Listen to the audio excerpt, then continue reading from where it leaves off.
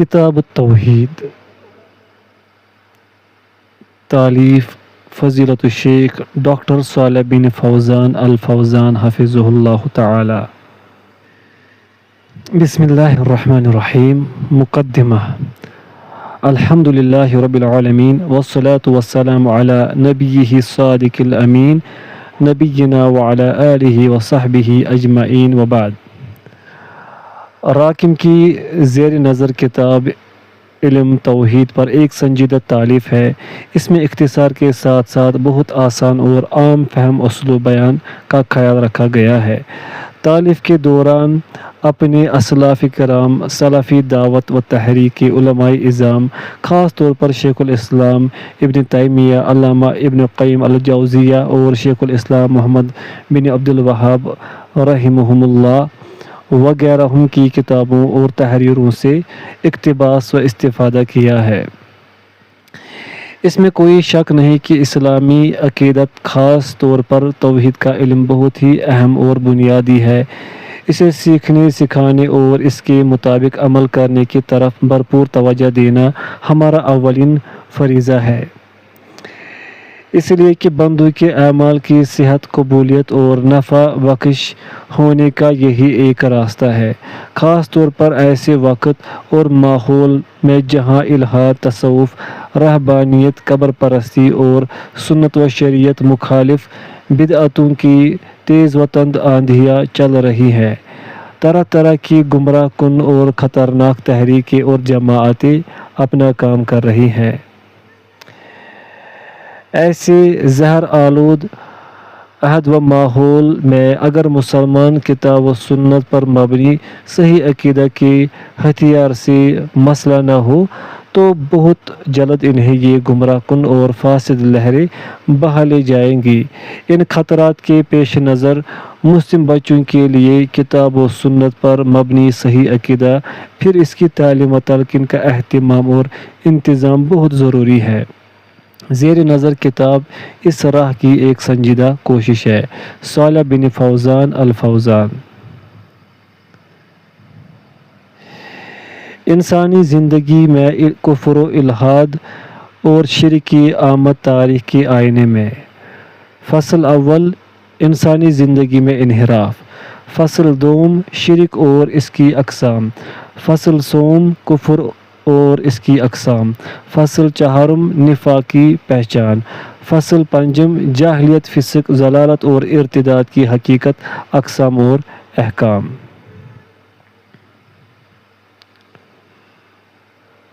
فصل اول، انسانی زندگی میں انحراف۔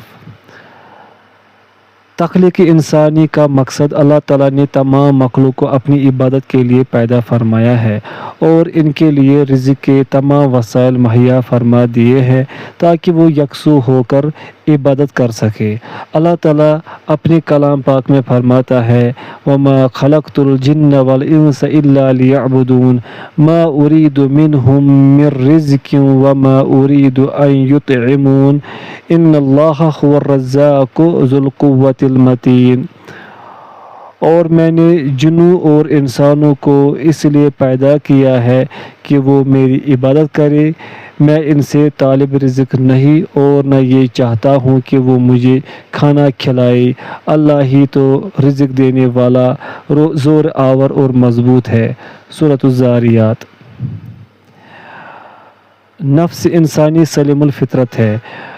نفس انسانی کو اگر اپنی فطرت پر چھوڑا جائے تو وہ ضرور اللہ کی الوہیت کا اقرار کرے گا، اس کی ذات بابرکت سے محبت کرے گا، اس کی عبادت کرے گا، اس کے ساتھ کسی کو شریک نہیں ٹھہرائے گا۔ لیکن جب اسے جن و انس میں سے شیطان صفت افراد ورگ لاتے ہیں، اپنی چکنی چبڑی اور دھوکے کی باتوں سے بہکاتے ہیں تو اس کے اندر بگاڑ پیدا ہو جاتا ہے، پھر اسے صراط مستقیم سے ہٹا کر غلط راہوں پر ڈال دیتے ہیں۔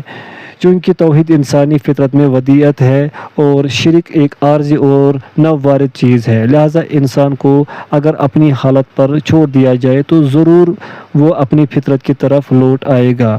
اللہ تعالیٰ کا ارشاد ہے فَأَقِمْ وَجْهَكَ لِلدِّينِ حَنِيفًا فِطْرَةَ اللَّهِ الَّتِي فَطَرَ النَّاسَ عَلَيْهَا لَا تَبْدِيلَ لِخَلْقِ اللَّهِ۔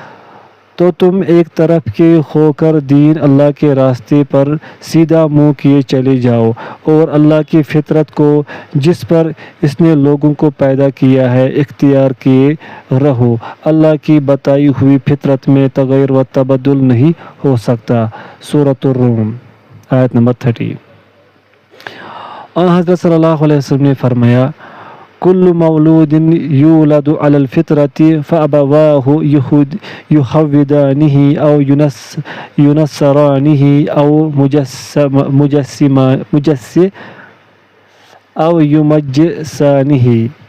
ہر بچہ فطرت اسلام پر پیدا ہوتا ہے، پھر اس کے والدین اسے یہودی، نصرانی یا مجوسی بنا دیتے ہیں۔ لہذا اولاد آدم کی اصلیت توحید ہے، اور حضرت آدم علیہ السلام کے عہد سے صدیوں بعد تک اسلام ہی ان کا دین رہا۔ ارشاد ربانی ہے، کان الناس امۃ واحدۃ فبعث اللہ النبیین مبشرین ومنذرین۔ پہلے تو سب لوگوں کا ایک ہی مذہب تھا، لیکن پھر وہ آپس میں اختلاف کرنے لگے تو اللہ تعالیٰ نے ان کی طرف بشارت دینے والے اور ڈر سنانے والے پیغمبر بھیجے۔ سورۃ البقرہ آیت نمبر 213۔ عقیدہ میں پہلی خرابی۔ صحیح عقیدہ کی عمارت میں شرک و انحراف کی دراڑ پہلی مرتبہ قوم نوح میں پڑی۔ اس لحاظ سے نوح علیہ السلام کو پہلا رسول کہا گیا۔ ارشاد ربانی ہے، اِنَّا أَوْحَيْنَا إِلَيْكَ كَمَا أَوْحَيْنَا إِلَى نُوحٍ وَالنَّبِيِّينَ مِن بَعْدِهِ۔ اے محمد، ہم نے تمہاری طرف اسی طرح وحی بھیجی ہے جس طرح نوح اور ان کے بعد پیغمبروں کی طرف بھیجی تھی۔ سورۃ النساء آیت نمبر 163۔ حضرت ابن عباس رضی اللہ عنہما فرماتے ہیں، حضرت نوح علیہ السلام اور حضرت آدم علیہ السلام کے درمیان عہد میں 10 نسلیں گزرے، وہ سب کی سب اسلام پر تھے۔ علامہ ابن القیم رحمہ اللہ لکھتے ہیں کہ یہ قول قطعی طور پر صحیح ہے۔ سورہ بقرہ کی مذکورہ آیت ابی بن کعب رضی اللہ عنہ کی قرات میں یوں آئی ہے، فَاخْتَلَفُوا فَبَعَثَ اللَّهُ النَّبِيِّينَ، اور سورہ یونس کی اس آیت سے اس قرات کو انہوں نے ثابت کیا ہے، وَمَا كَانَ النَّاسُ إِلَّا أُمَّةً وَاحِدَةً فَاخْتَلَفُوا، اور سب لوگ پہلے ایک ہی امت تھے، پھر جدا جدا ہو گئے۔ سورہ یونس آیت نمبر 19۔ نبوت سے پہلے اور بعد۔ اس سے موصوف نے یہ ثابت کیا ہے کہ انبیاء کرام کی بعثت کا سبب اس صحیح دین میں لوگوں کا اختلاف تھا جس پر وہ قائم تھے، جیسے کہ ملک عرب کے لوگ حضرت ابراہیم علیہ السلام کے دین پر قائم تھے، یہاں تک کہ عمر بن لوہی الخزاعی نامی شخص آیا اور اس نے حضرت ابراہیم علیہ السلام کے دین کو بدل دیا۔ عام طور پر پورے عرب میں اور خاص طور پر حجاز کو بتوں سے بھر دیا۔ لوگ اللہ تعالیٰ کو چھوڑ کر ان بتوں کی عبادت میں لگ گئے، اور یوں اس مقدس شہر اور اس کے قرب و جوار کے شہروں میں شرک پھیل گیا، یہاں تک کہ اللہ تعالیٰ نے اپنے آخری نبی محمد صلی اللہ علیہ وسلم کو مبعوث فرمایا۔ آپ صلی اللہ علیہ وسلم نے لوگوں کو توحید کی طرف بلایا، ملت ابراہیمی کے اتباع و پیروی کی دعوت دی، اللہ تعالیٰ کی راہ میں بھرپور جہاد کیا، یہاں تک کہ عقیدہ توحید لوگوں کی زندگی میں لوٹ آیا، ملت ابراہیمی کا احیاء ہوا، بت توڑے گئے، اللہ تعالیٰ نے اس نبی امی کے ذریعے اپنا دین مکمل فرمایا اور تمام جہانوں پر اپنی نعمت کی تکمیل فرمائی۔ اسی منہج توحید و رسالت پر اس امت کے ابتدائی دور کے لوگ قائم رہے، پھر آخری صدیوں میں جہالت عام ہو گئی، بہت سے دیگر مذاہب کے اثرات اس میں داخل ہو گئے، پھر دلالت کی طرف بلانے والوں کے کرتوت اور اولیاء و بزرگوں کی قبروں پر پختہ عمارتوں کی وجہ سے شرک و بدعت امت کے بہت سے افراد میں عام ہو گئی۔ اللہ تعالیٰ کے بجائے بہت سے مجسمے عبادت کے لیے چن لیے گئے، ان کی بارگاہ میں منت و سماجت، دعا و استغاثہ اور نظر و نیاز شروع ہو گئی۔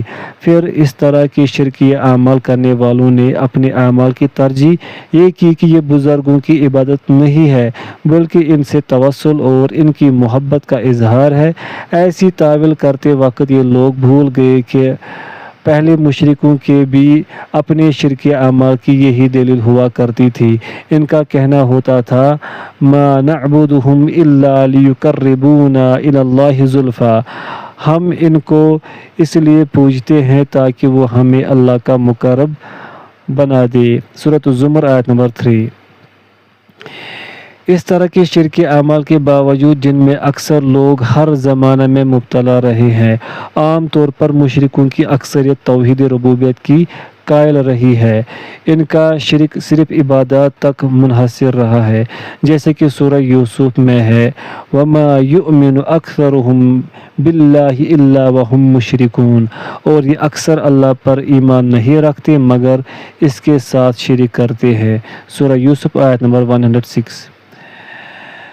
دل کو تسلیم ہے مگر زبان منکر۔ بنی نوع انسان میں سے رب کے وجود کا انکار بہت ہی کم لوگوں نے کیا ہے، جیسے فرعون، ملحدین، دہریے اور عصر حاضر کے کمیونسٹ۔ ان کے انکار کی وجہ ہر درمی ہے، ورنہ اندرونی طور پر یہ بھی رب پروردگار کے وجود کے قائل ہیں۔ اسی طرح کے لوگوں کے بارے میں اللہ تعالیٰ کا ارشاد ہے وَجَحَدُوا بِهَا وَاسْتَيْقَنَتْهَا انفسهم ظلما وعلوا، اور انہوں نے بے انصافی اور غرور میں آ کر ان باتوں سے انکار کیا حالانکہ ان کے دل ان کو مان چکے تھے۔ سورۃ النمل آیت نمبر 14۔ اس طرح کے لوگوں کی عقل و آگاہی ضرور گواہی دیتی ہے کہ ہر مخلوق کا کوئی نہ کوئی خالق ہوتا ہے اور ہر موجود شے کا کوئی نہ کوئی موجد ہوتا ہے، اور کائنات کے اس منظم و مستحکم نظام کو کوئی مدبر، حکیم، بے پناہ قدرت رکھنے والا اور ہمہ گیر علم رکھنے والا چلا رہا ہے۔ اس بات کا انکار وہی کر سکتا ہے جو عقل سے عاری ہو یا ایسا ہٹ درم ہو جس نے اپنی عقل سے کام لینا چھوڑ دیا ہے۔